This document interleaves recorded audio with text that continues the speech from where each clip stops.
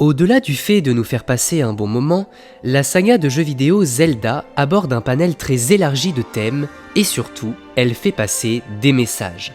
Nous avons déjà parlé de l'amour dans ces jeux, ainsi que de la place de la mort. Dans cette troisième et dernière vidéo, je vous propose désormais d'expliquer comment est utilisée l'expérience dans les jeux Zelda.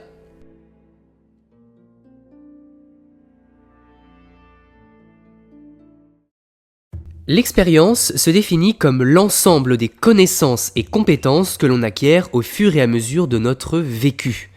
Une grande partie des jeux vidéo d'action-aventure met en place un système d'expérience, souvent appelé l'XP, et qui peut également être un système de niveau. Pourtant, les jeux Zelda sont des jeux vidéo d'action-aventure qui n'ont justement pas de jauge d'expérience. Peut-être car celle-ci se trouve justement ailleurs. En revanche, la progression dans l'histoire des jeux utilise quand même ce principe. Au fur et à mesure de l'aventure, Link peut accroître son nombre de cœurs et donc peut subir davantage de dégâts. Dans Breath of the Wild et dans Tears of the Kingdom, Link peut également faire grandir sa jauge d'endurance et donc être capable d'atteindre des endroits beaucoup moins accessibles qu'auparavant. Beaucoup de jeux de la série mettent en scène un moment où le héros récupère l'épée de légende, ayant une force d'attaque plus puissante que l'arme précédemment équipée. Dans tous les jeux de la série, les monstres que Link rencontre sur son chemin sont de plus en plus forts et de plus en plus difficiles à battre. Tous ces éléments démontrent bien que les créateurs de la série prennent en compte l'évolution du joueur dans le gameplay. Ces heures de jeu lui créent son expérience au sein de celui-ci. Avec cela, notre inventaire est aussi un signe de notre expérience et de notre évolution. Au départ, le joueur ne commence avec quasiment rien, pour ne pas dire rien. Mais au fil de la partie, ce dernier ramassera tout ce qu'il trouve, ouvrira des coffres et agrandira donc son choix des possibles. Dans l'ancienne formule des Zelda, avant Breath of the Wild et Tears of the Kingdom, chaque donjon contenait un objet qui lui était propre et qui servait à avancer au sein de la structure.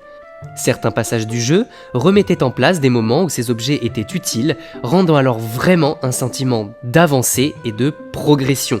Il n'y a qu'à voir l'inventaire en roue de Twilight Princess qui est de plus en plus satisfaisant au fur et à mesure qu'il se remplit. Également, au début de chaque jeu, le joueur doit traverser une phase de tuto avant de se lancer réellement dans l'aventure, souvent dans une petite zone limitée pour comprendre les mécanismes du jeu.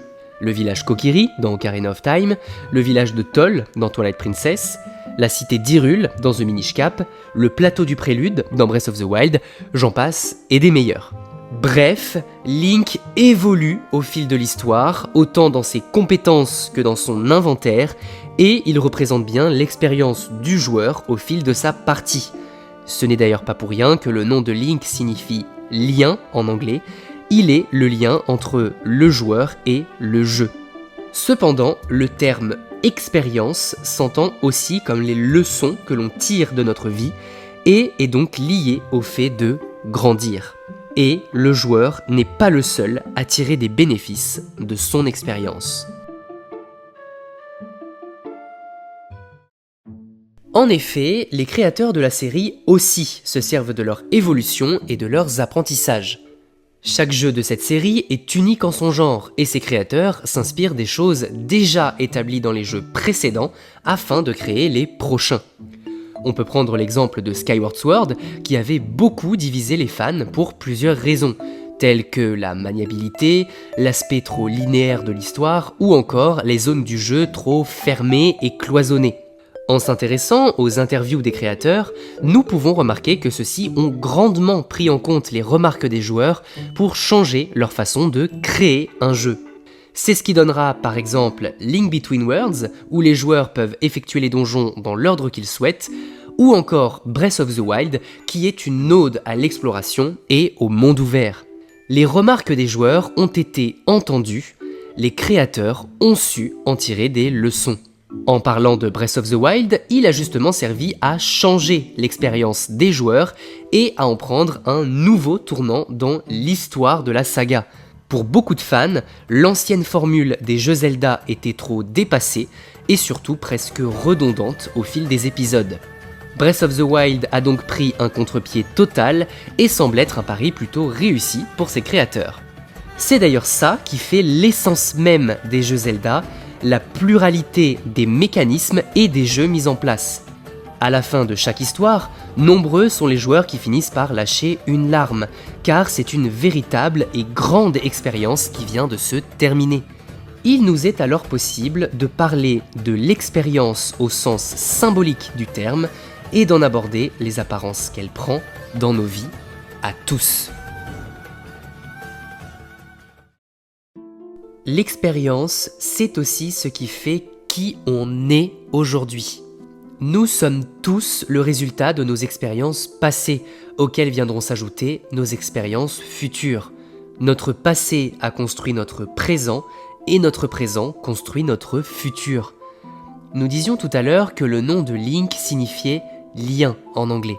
Et effectivement, notre expérience personnelle est grandement fondée sur nos liens avec les autres. Ce n'est pas par hasard si les 2 autres vidéos de cette série de 3 étaient portées sur l'amour et sur la mort. Nos histoires d'amour, ainsi que nos deuils, forment qui nous sommes aujourd'hui. Les personnes que l'on chérit et les personnes que l'on perd font partie des plus grandes épreuves de notre vie. Et c'est justement ça qui forge notre expérience, le temps que l'on partage avec les autres. Dans le livre Le Petit Prince, écrit par Antoine de Saint-Exupéry, l'auteur écrit « C'est le temps que tu as perdu pour ta rose qui fait ta rose si importante ». Pour en revenir à Zelda, on peut citer les événements de Breath of the Wild où Link a justement tout oublié de son expérience et du temps qu'il a passé aux côtés de certaines personnes, notamment aux côtés de la princesse Zelda. Une bonne partie de l'histoire du jeu consiste justement à faire retrouver ses souvenirs à Link qui rendent le combat contre Ganon encore plus épique une fois toute sa mémoire reconstituée. Un autre jeu Zelda traite aussi de l'expérience et la place presque au centre de son scénario principal, Zelda Ocarina of Time. La première partie du jeu met en avant plusieurs personnages qui traitent Link comme un enfant, ce qu'il est réellement. Pourtant, le héros voyage 7 ans dans le futur et se retrouve alors dans le corps d'un adulte. Mais son expérience personnelle n'a pas changé. Pourtant, les personnages qui le traitaient comme un enfant en début de jeu, notamment Mido, le considèrent maintenant bel et bien comme un adulte, en se basant uniquement sur son apparence physique. C'est pourquoi, à la fin du jeu, Zelda renvoie Link dans son époque et dans son corps d'enfant, afin qu'il puisse vivre les années qui lui ont été volées. Ce qui provoquera son isolement social, le deuil de son ami, tous les événements de Majora's Mask. Bon oui, ce Link a une vie un peu chaotique. Beaucoup de personnages, à travers les histoires des jeux, apprennent, eux aussi, de leurs expériences. On peut par exemple prendre le cas d'Ergo dans Skyward Sword, qui est une vraie peste en début de jeu, qui veut être le centre du monde et qui n'aime pas trop Link. Mais en descendant sur Terre, il apprend et change son caractère et aura même un rôle assez crucial dans le secours de Zelda d'ailleurs. C'est la même chose pour Midona par exemple dans Twilight Princess. Au début de l'aventure, elle semble complètement immature et se moque du sort du monde de la lumière. Cependant, elle change petit à petit de façon de penser et de façon de se comporter, notamment en voyant que la princesse Zelda est prête à se sacrifier pour sa vie. Je ne vais pas énumérer tous les personnages qui sont concernés par leur leçon d'expérience, mais nous pouvons quand même citer des personnages principaux tels que Zelda dans Breath of the Wild, très peu sûre d'elle et de ses pouvoirs, qui devient beaucoup plus sereine dans Tears of the Kingdom, allant même jusqu'à jouer un rôle extrêmement important dans la libération du royaume. En fait, l'antagoniste lui-même est concerné par son expérience. Ganon se réincarnant encore et encore au fil des siècles.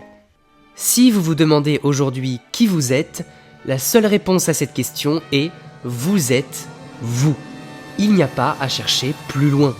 La peur de la mort que nous avions évoquée dans la deuxième vidéo est peut-être plus une peur de l'existence. Il peut parfois être déroutant de penser que nous ne serons jamais personne d'autre que nous-mêmes et que notre expérience et notre évolution nous sont propres et ne ressembleront à aucune autre.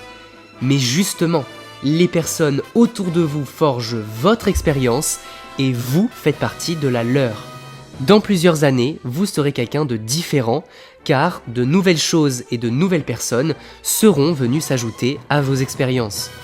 Aujourd'hui, je suis tellement fier de pouvoir dire que la série Zelda fait partie à tout jamais de mes expériences et fait la personne que je suis aujourd'hui. Mais également, je suis extrêmement fier de cette chaîne YouTube qui existe depuis quasiment 2 ans maintenant. À tout jamais, elle fait partie de mon expérience, je fais partie de la vôtre et vous faites surtout partie de la mienne. Et pour tout ça, vraiment, merci.